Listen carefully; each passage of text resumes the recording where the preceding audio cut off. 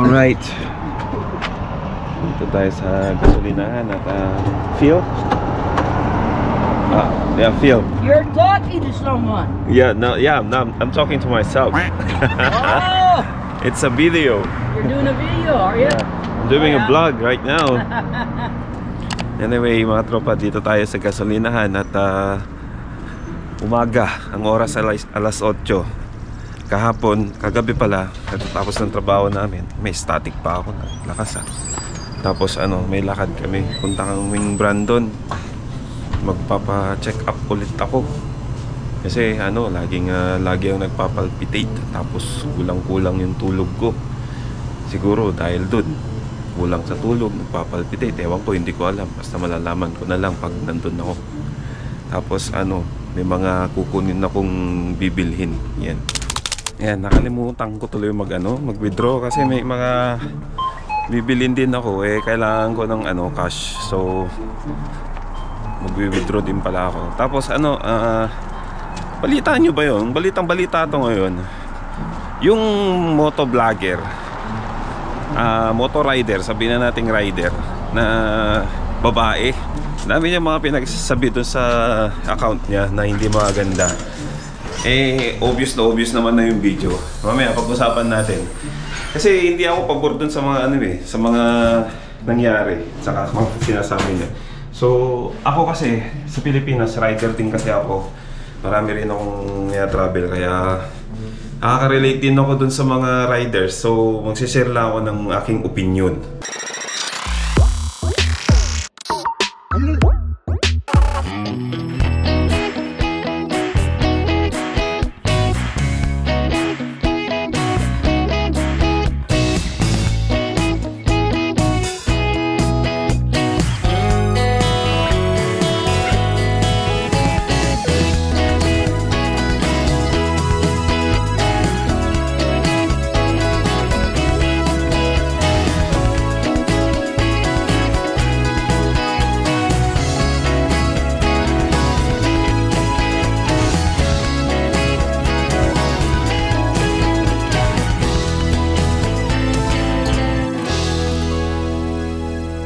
Nakarating na rin po kami dito sa aming destinasyon at papacheck up lang kaming dalawa.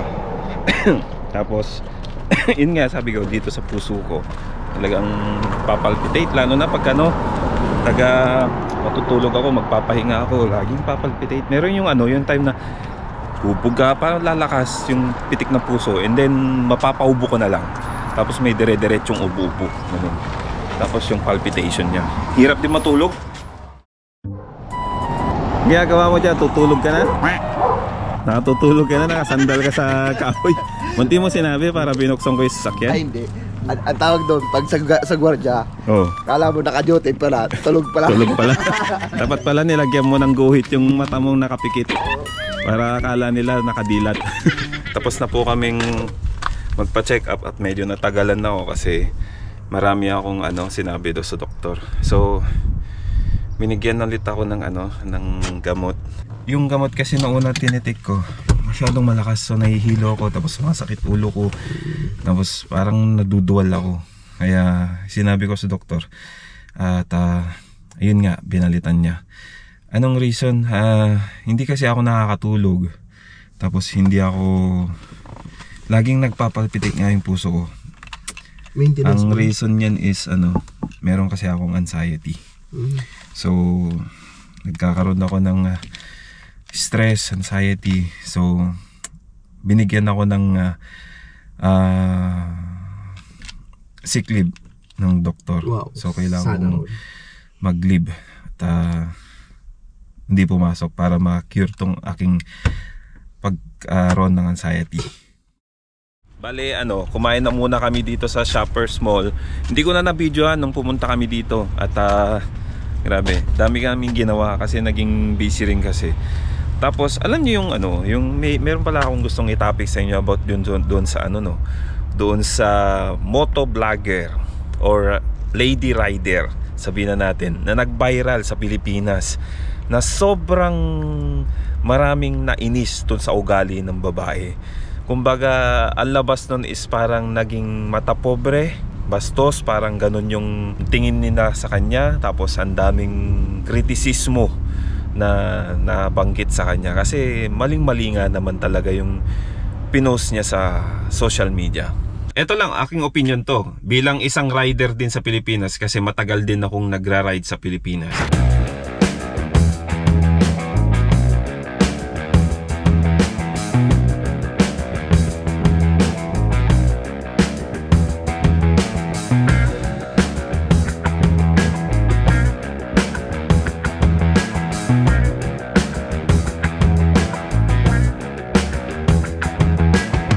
Nagmumotor din ako. Kumbaga, talagang marami rin kaming pinupuntahan. Masyal, marami kaming mga kasama.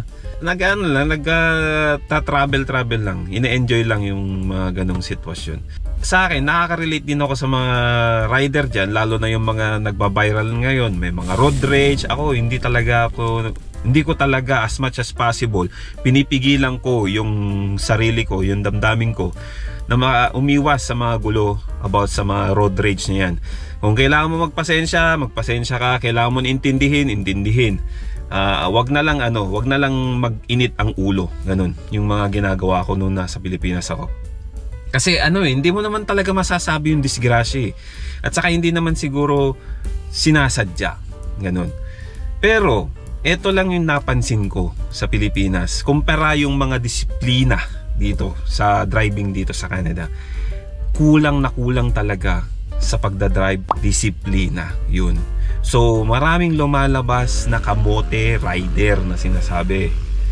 Kasi may batas nga tayo sa trapiko. Kaso ang karamihan hindi na sinusunod. Okay, let's say para ka naman nagmamalinis, sabihin na natin ako. Okay, hindi rin ako sumusunod sa mga ibang batas din. Minsan nga may kasama ko yung girlfriend ko, naka-convoy siya. Ako naman nauna. Hindi ako nag-side light. Hindi ako nag-flasher ng kung saan naman ako liliko. Tapos bigla na lang ako liliko. Magugulat na lang siya. Lumiko ako. Ganun. So sabi niya, ba't di ka nag-side light? Sabi niya sa akin. So yung mga ganong disiplina, naging kulang din. Nawala dito sa Canada. Dito kailangan mo talagang mag-side light dahil kasi pag hindi ka mag-side light talagang madidisgrasya ka. Ganon din naman sa Pilipinas. Madidisgrasya ka rin naman kung hindi ka magsa-side light, lalo na pag mabilis yung sakyan na nasa harap sa likod mo. Tapos hindi niya alam, biglang mag-overtake, tapos liliko yung nasa harap, di madidisgrasya rin. So ganon din yun. Pero dito mas pinapairal nila yung disiplina. Akin, opinion ko lang to at obserbasyon. Nakita ko ang unang nagkamali doon is yung truck. What the? Yun. Kasi tama nga naman yung girl. Hindi siya gumagamit ng side mirror. Kasi kung ginamit niya lang yung side mirror at that time, so makikita niya na may motor o may mga sasakyan sa likod. Pangalawang hindi niya nagawa is hindi siya nag-signal light. Kung sakaling lubak-lubak nga daan, gano'n naman tayo eh. Pag lubak-lubak yung daan, syempre maghahanap ka ng daan na maganda. Yun ang dadaanan mo. So iiwasan mo yung lubak. Kung kumare ako yung truck, hindi rin nila mababasa kung liliko ako ng kaliwa o liliko ako ng kanan, kasi hindi nila alam na iniiwasan ko rin yung lubak-lubak. So mabuti pa rin, titingin ka pa rin sa side mirror, tapos nagsisignal light ka pa rin. Yun ang tamang dapat ginawa ni kuya. Ngayon, di nag-overtake yung babae. Muntik na siyang madali. Ang kamali ng babae, pinairal niya yung init ng ulo, tapos sinabayan pa niya ng yabang. Ayan, pick up! Sapakin natin. Yun ang naging kamali. Pangalawang kamali ng babae, pinost pa niya sa social media. Bakit nga ba? Ha? Bakit nga ba? Bakit nga ba? Bakit nga ba? Alam mo kung lubak-lubak yung daan. You tell me. Bakit nga ba? Tell me. No, you tell me. You tell me. Huwag kang mamamakyo. Bakit nga ba? Maista. Pangit mong pick up. Yung mga sinabi niya doon sa social media na yun, yun ang nagpapangit doon sa imahe ng tao. Okay, nagkamali na yung driver, yung truck driver, pero hindi mo pa rin kailangan pagmataasan. Parang ang labas nun, parang minamalit mo na masyado yung tao, yung driver. Hindi ko mo content creator ka or influencer ka, ang pangit naman maging influencer ng ganon. Mapapanood ka ng mga followers mo, viewer mo. Ba't ganyan yung ugali niya? Pinakitaan kami ng hindi maganda, di ba? So dapat maging maganda ka pa ring ihemplo, lalo na sa mga rider na katulad natin. Pakita mo yung pasensya, makipag-usap ka na mabuti. Kuya, anong problema? Hindi yung dadaanin mo ng Bakit nga ba? questionin mo pa. Nakikipag-usap lang naman yung tao kung bakit. Tapos bakit nga ba? Pinairal ng both sides yung init ng ulo, pero mabuti na lang si kuya, umiwas siya. Okay lang naman sa akin kahit namakyo siya. Okay po. Ang problema doon, hinintay ako sa tulay. Kaya bumaba ako. Akala ko lalaki. Babae naman pala, kaya naglaylo po ako.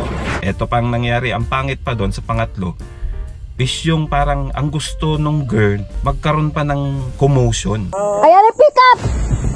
Sapakin natin. Yun ang hindi maganda eh. Yung bubuo ka ng parang road rage na yung mangyayari dun eh. So yun ang gusto niya. Kumbaga, yung yabang kasi may kasama siya, o sabihin ng tating yung yabang dahil siguro influencer siya or siguro kilala, ganun. Parang ginamit na niya yung part, yung title niya na yun doon sa sitwasyon. O kung may connection man, ewan ko, hindi ko alam, pero marami nang kumakalat sa social media na may kilala daw siyang ganito, pero hindi pa rin proven yun, hindi pa rin natin alam. Pero nagsasabi naman na nagkita lang sila doon, hindi natin masasabi yan. Pero ang nakita doon sa video, labas talaga na nagmamagaling yung rider na babae. Alam mo kung lubok-lubok yung daan. You tell me. Bakit nga ba? Tell me. No, you tell me. You tell me. Huwag kang mamamakyo. Bakit nga ba? You tell me. Pangit yung ganong example ng isang influencer, lalo na't pag rider ka at kalsada yung talagang tinatahak mo. Kasi marami madidisgrasya, maraming mapapahamak doon pag ganon yung pinapairal na ugali. Maista. Baragin ko yung pangit mong pick-up. Wala pa siyang side mirror. May side mirror pa ako, wala. Malaking ano na yun, pagkakamali na yun. May side mirror pa ako, wala. Hindi ka gumagamit side mirror mo? Wala siyang kompletong requirements doon sa sasakyan niya para makapag-drive siya. Safe driving, di ba? Paano na lang kung siya rin yung nandun sa sitwasyon niya, wala siyang side mirror, ano na lang gagawin niya? Lilingon na lang siya, ganun na lang yung nasa isip niya. Ang hirap din namang tumingin sa likod pagka ano, di ba? May helmet ka, so kailangan mo rin ng side mirror. So sabihin na natin nabaliktad sila, si rider na babae yung nasa harap, si kuya yung nasa likod. Tapos si kuya yung nag-overtake, tapos nagitgitan din. Sasabihin din ng kuya sa likod, wala ka kasing side mirror eh, di ba? So hindi ka gumagamit ng side mirror kasi wala kang side mirror. Yun yung purpose din ng side mirror, para makita mo kung may overtake, may sasakyan sa likod, kung mag-overtake siya, at least safe ka, para hindi kayo madisgrasya. Yun lang naman ang yun lang naman ang opinion ko. So yun ang pagkakabasa ko sa nangyari doon. At sana mabago na natin yung sistema sa Pilipinas, yung lalo na yung mga road rage. Kasi sa init ng ulo, nagkakapatayan na ng dahil lang sa walang kakwenta-kwentang init ng ulo sa trapiko na yan, sa traffic dyan sa Pilipinas. Alam nyo, sa totoo lang, maganda at masaya ang mag-ride. Lalo na pag natitiis mo yung ganitong kainit ng panahon, mapapawi yung pagod mo, saka yung init pag narating mo yung lugar. Ang sarap ng feeling ng mag-rides. Pero yung pairalim mo yung ulo mo sa init ng ulo, sa init ng panahon, hindi na maganda yan. Ang bottom line ko dito is yung disiplina. Kulang na kulang talaga sa disiplina ang mga rider na natin sa Pilipinas. Dito sa totoo lang, maraming Pilipino dito na sumasabay na sila sa disiplina sa traffic rules dito sa Canada. Kasi umiiwas din sila sa gulo, umiiwas din sila sa disgrasya. Pero hindi ko linalahat, dahil meron din mga talagang kamote rider. Sabi ko nga, kapag kamote rider ka sa Pilipinas at pumunta ka sa ibang lugar, ibang abroad na may disiplina sa traffic, yung pagiging kamote mo sa Pilipinas at dinala mo dito sa Canada, like for example Canada, ugali mo na talaga yun. Kamote ka na talaga. Kasi kung ayaw mong baguhin yung pagiging kamote rider mo sa Pilipinas, at ia-apply mo dito sa Canada or sa ibang abroad na disiplinado ang pagdadrive, eh talagang nasa yun na yung problema. Siguro sa 100 Pilipinong rider dito, I think 85%. Correct me if I'm wrong kasi may mga nakikita talaga ako kamote riders din dito. At hindi ko naman nililinis lahat ng Pilipino, pero meron talaga. Masasabi ko, nasa tao na yun, nasa mismong tao na yun, paano niya disiplinahan yung sarili niya. Pero marami naman ditong Pilipino talaga na nadidisiplinahan na sa traffic rules. Kasi dito sa totoo lang mga katropa, mahirap din kumuha ng lisensya rito. Dadaan ka ng knowledge exam. Ako nga, 3 beses akong nag-exam. 2 beses bumagsak, pangatlo pumasa na ako. Sa LTO niyan, may exam din. Oo, may exam din. Pero madali lang. Kasi merong fixer. Mga ganyan. Psst, kuya, baka kailangan mo na Ganon yung sistema dyan sa Pilipinas. Pag naka-knowledge exam ka na, di may lisensya ka na, pwede ka na mag-drive, pero may mga kasama ka. Hindi ka pwedeng mag-drive ng solo. Lalo na pag learner ka. Kailangan may kasama kang full license, ganon. So, stricto rin sila dito. Tapos, magro-road test ka pa. Ayun. Stricto rin yung magpapa-exam sa'yo ng road test. Hindi katulad sa Pilipinas na pag nakapasa ka na ng knowledge exam, ng test nila, pasado ka na. So, pwede ka nang makakuha ng license mo. Full license na yun. Full license. Ang ibig ko sabihin, pwede ka nang mag-drive kahit wala kang kasama. Pero dito sa Canada, for example lang dito sa Canada kasi hindi ko alam sa ibang country.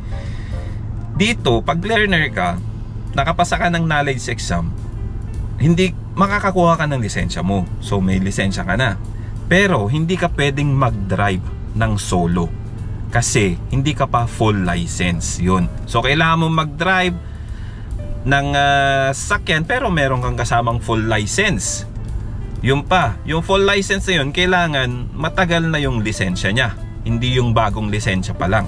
Yun ang pagkakaalam ko. Hanggang sa makapasa ka ng road test. Okay, nag-exam ako ng road test 3 beses ulit, yung pangatlo nakapasa ako. 2 beses bumagsak ako. So ganun din, marami din dito, ilang beses sila.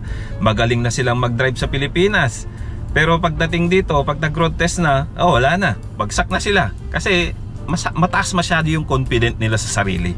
Nakakala nila, dahil magaling silang mag-drive sa Pilipinas, makakaya na nila yung batas dito. Hindi. Kailangan mo pag-aralan talaga yung mga batas dito, batas trapiko dito sa Canada.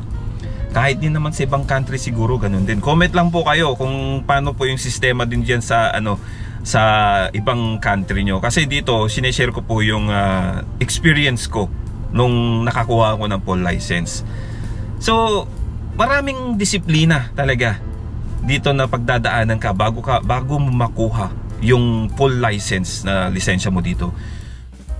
Na-trigger lang kasi si Kuya dahil sa ginawa nung lady rider na siguro ang akala ni Kuya lalaki yung rider. Kasi nga, hindi mo rin naman makikita hanggat hindi mo malalapitan, di ba? Akala ko lalaki. Babae naman pala, kaya naglelo po. Yung pagmi-middle finger niya, yun ang hindi maganda na tinanong ni Kuya nung pinumpronta niya sila. Si lady rider naman, hindi maganda yung sagot, hindi naman niya sinagot ng tama, so parang ang pangit ng approach. So yun lang ang pagkakaalam ko na dahilan kung bakit na-trigger si Kuya at kinumpronta niya sila. Nakita nyo naman na nag-walk out na si Kuya, kumbaga umalis na nung nagpasensya na yung mga kasama niya. Pero si babae, tuloy-tuloy pa rin. Hanggang sa paalis na si Kuya, nilait pa niya yung sasakyan niya. Pangit mong sikap. Alam nyo, sa totoo lang, maraming tao, maraming may kaya na pangit yung mga gamit nila, yung pananamit nila, pero may kaya sila. Kasi nga, ang gusto lang nila sa buhay nila, tahimik at private lang yung buhay na gusto nila. Kasi sa totoo lang mga tropa, hindi naman kailangan magmayabang eh. Kung may kaya ka, ba't kailangan mo pagmayabang? Kung magmamayabang ka na rin lang, itulong mo na lang.